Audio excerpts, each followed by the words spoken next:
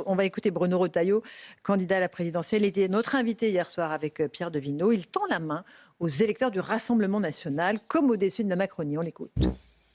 Je m'adresserai aussi bien aux déçus du macronisme, qui peuvent avoir jadis en 2017 voté François Fillon, mais je m'adresserai aussi aux électeurs du Rassemblement national. Parce que, vous leur tendez la main ce soir? Mais bien sûr, bien sûr. Jamais je n'ai ostratisé. Je veux dire que moi, je dis respect pour chaque Français, quel que soit son vote. C'est pas le problème. Et le RN fait partie de l'arc républicain. Mais en tout cas, oui, vous répondez pas. Si, je pense que j'ai toujours fait une différence entre LFI et le Rassemblement national. Je pense que le Rassemblement national en fait partie et que LFI n'en fait plus partie. C'est clair ou pas, Bruno, pour vous, Éric Nolot? Là, au moins, c'est clair. C'est clair, voilà. Et c'est quand même validé par tout ce qui se passe. La stratégie de LFI, c'est quand même de sortir de l'arc républicain pour séduire un certain électorat. Et par simple comparaison, le RN prouve qu'il appartient à l'arc républicain. On ne peut pas faire plus clair. Gauthier ?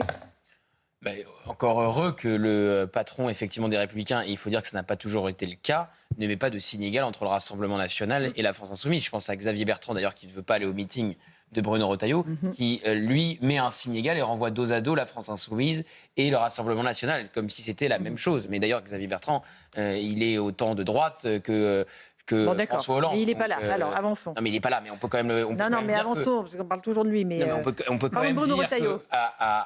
Bruno Retailleau non plus n'est pas là, mais j'ai le droit de parler de Bruno Retailleau. Il est de droite. Ouais. Ça va, là-dessus, on est d'accord? Là-dessus, on est d'accord. Okay, on a le droit de dire qu'il y a des divisions au sein même des Républicains et que certains mettent un signe égal entre la France insoumise et le Rassemblement national. Et quand on met un signe égal entre la France insoumise et le Rassemblement national, à mon avis, on aura du mal à convaincre un électorat de droite comme le fait Xavier Bertrand. Et encore une fois, je pense qu'il est plus proche d'un François Hollande que d'un Jordan Bardella. C'est vrai.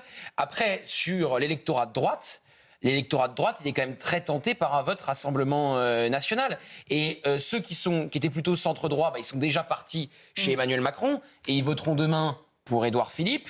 Et ceux qui en ont assez soupé du centrisme et qui veulent de la radicalité, comme le dit si bien Tuc Duhaldenis, parce que face aux émeutiers, il ne peut pas y avoir de mollesse, il ne peut y avoir qu'une réponse radicale, et ils seront tentés par Jordan Bardella ou Marine Le Pen. Et donc la difficulté pour Bruno Retailleau, c'est d'exister entre ces deux blocs, aujourd'hui qui se dessinent pour le second tour, Horizon, Renaissance, héritier du macronisme, et le Rassemblement national. Alors, malgré tout, il y a une vraie proposition, et il était assez performant hier soir. Mais c'est la difficulté pour la droite. Alors, Éric Revel, Bruno Retailleau, il a plus de chances, puisque là, quand même, il est en difficulté dans les sondages, il a plus de chances de gagner des électeurs du côté du Rassemblement national que du côté de LFI. Mais je rappellerai quand même une chose, parce qu'on oublie à une vitesse très rapide, on oublie que Elisabeth Borne, je ne sais pas si vous vous souvenez, Elisabeth Borne avait dit après les émeutes de 2023, puisque LFI, comme d'habitude, avait refusé de condamner les violences, accusant les policiers de provocation, elle avait dit qu'LFI était hors de l'arc républicain ou du champ républicain. Elle l'avait dit, on oublie tout ça. Donc là, on s'étonne, mais en fait, il n'y a pas besoin de s'étonner. Bruno Retailleau, c'est un homme de droite. Qu'il considère que le RN est plus dans l'arc républicain que LFI, ça me semble être la moindre des choses. Denis, sur cette question de l'union des droites, là, dont tout le monde nous rebat les oreilles, elle se fera un jour ou pas, selon vous ? Alors moi, que ce soit pour la politique, l'économie ou bien d'autres matières, je suis pour la politique de l'offre. Je pense que ce qui permet, entre guillemets, de faire l'union a posteriori, c'est une figure forte, un projet fort. Ça a pu être Nicolas Sarkozy en 2007, ça a pu être François Fillon en 2017, avant que les juges décident de phagocyter sa campagne. Donc je ne crois pas à un espèce d'accord d'appareil. Et donc c'est à une figure de droite d'émerger. Alors, elle émerge là pour vous ou pas ? Alors par exemple, pour ce qui est de Bruno Retailleau, c'est très compliqué parce que, alors moi, comme je me permets d'avoir des commentaires un peu personnels, puisque dans le livre... Vous les connaissez et vous le dites dans le livre. C'est assez personnel. Bon, j'ai entre guillemets une longue histoire avec Bruno Retailleau. Je me considère orphelin politique depuis que François Fillon a quitté la vie politique française. C'est quelque chose que j'assume de manière subjective, même en tant que journaliste.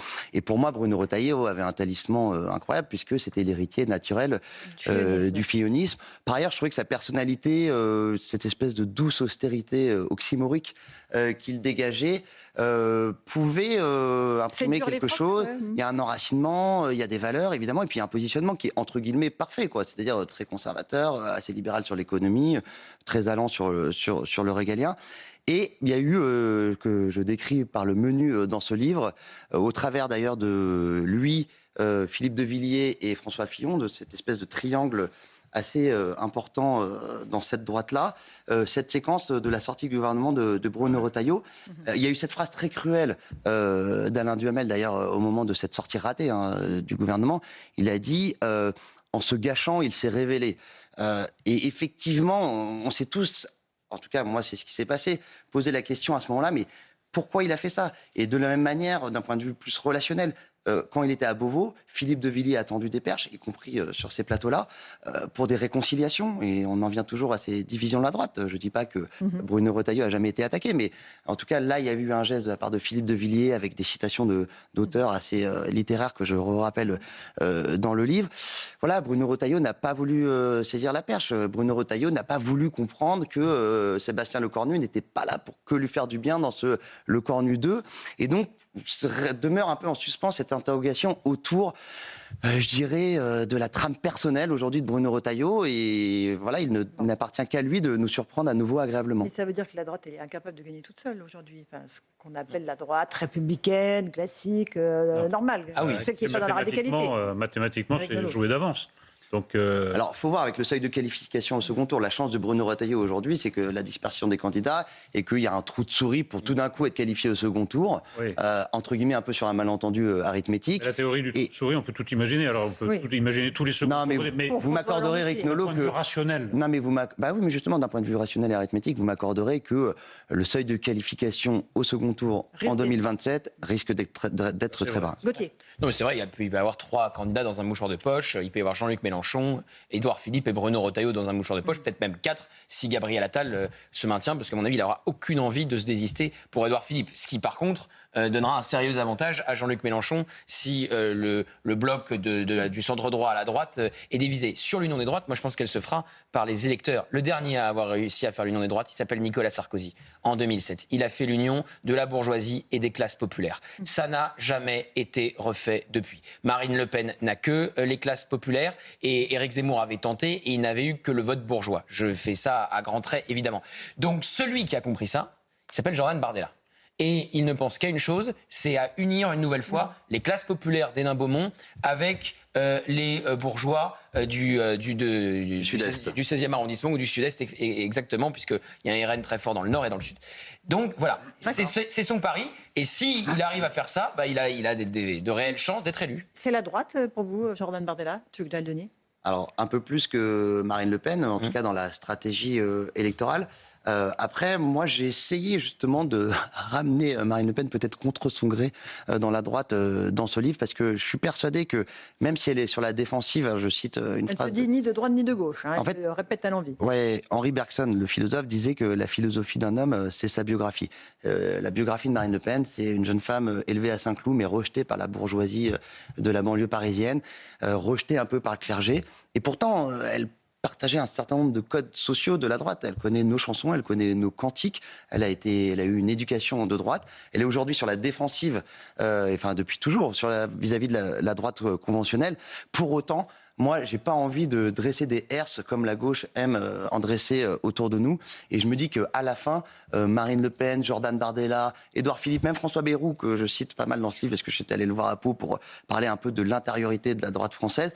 À la fin, tous ces gens-là, ils participent d'une espèce de proximité au moins culturelle, si ce n'est sociologique, et qui les place dans le camp un peu du rétablissement de l'identité française. C'est pas avec François Bayrou ou Édouard Philippe qu'on trouvera la radicalité. Gauthier, par exemple, François Bayrou partage des lectures avec Philippe de Villiers.